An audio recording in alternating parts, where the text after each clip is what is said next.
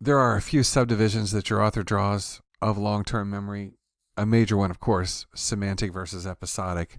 The things that have happened to you, those are episodes. Your general knowledge, uh, the Pythagorean theorem, the chemical symbol for gold, the periodic table symbol for gold, those are part of the semantic memory. So a trick is trying to tease them apart.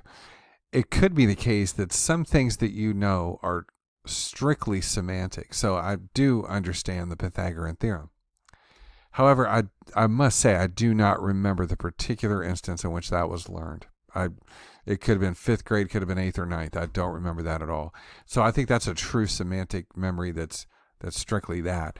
And other memories are purely episodic. The bee stings I've had, the flat tires, the job interviews, etc. Those are episodes in my life that don't interact with anything too semantic. So um, there's a separation there. But at the bottom paragraph, if you'll indulge me, contrast this situation with when information about your first date or the 9/11 attacks at the World Trade Center entered your memory.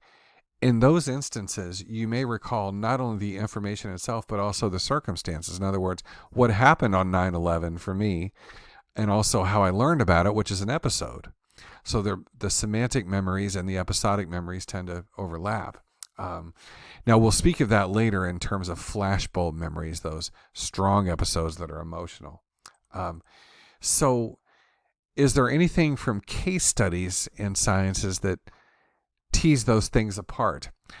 William Schachter at Harvard has investigated a particular case study from a person named Gene who had a TBI, a traumatic brain injury. And his episodic memory is very poor. However, he could recall countless facts about his past life. So he knew where he went to school, and he knew where he worked, and he could name former coworkers, and he could define technical terms he used at the plant where he worked before this accident. Gene's memories, Schachter argued, were akin to the knowledge we have of other people's lives. You may know, for example, about that your parents are from Milwaukee or something like that, where they met, things like that. You know about these events, although you don't have any recall of them. And that was the case with Gene. His episodes were very blurry, but he had semantic knowledge about daily living. Similarly, according to Schachter, Gene had knowledge of some aspects of his past, but no evidence of any recall of specific happenings. So there was a separation in the case of his traumatic brain imagery. He also described neuropsychological case studies of people with deficits that were the reverse of Gene's. A case was reported, for instance, of a woman who, after a bout of encephalitis and resulted damage to the frontal temporal lobe, no longer knew the meanings of common words and forgot a great many historical facts, names of famous people, but presumably retained episodes. And that's quite rare. In the previous section in Chapter 5, you saw that clip of Clive Waring. He retained a lot of semantic memories from his past before his encephalitis. He mentioned Buckingham Palace. He knew about music and other societal structural details.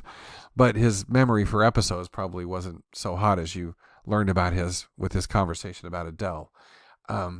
So with respect to neurology of that separating semantic and episodic memories, you have two case studies there, Gene and a later one that was cited, in which you could see a dissociation there.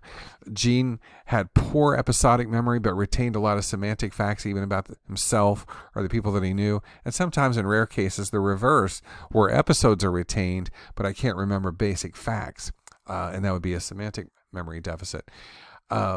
Tolving reported some cases in which the cerebral blood flow patterns were different when participants were asked to lie quietly and retrieve either an episode or a semantic memory. So episodic retrieval tended to be associated with more frontal lobe activity than did semantic memory. Unfortunately, not all participants showed these effects, and some showed no difference, making any straightforward interpretation of these results impossible as of yet. So other work has suggested that different neural areas are activated during episodes versus semantic memory retrieval, although the patterns of neural activity underlying different kinds of memory retrieval share similarities or not completely distinct. So we're working on that. We don't have a complete catalog of that, but among the things that we might know about semantic memories is, as I'm recalling them, and that may put to work the frontal lobe, I'm fishing through what's true and what isn't. That may involve some discernment, some working memory, some intelligence that I'm bringing to the matter, whereas a purely semantic memory doesn't require that effort. A squared plus B squared equals C squared is more likely to leap to the surface without any qualification or effort from the frontal lobe. So, for what it's worth. But an interesting separation there, that this idea of episodic memories, things that we've encountered, versus semantic memories, things that we know, and sometimes they're hopelessly intertwined. And we'll speak again in the next chapter about flashbulb memories, these episodes that are stored with great emotion, for instance, in the context of a tragedy.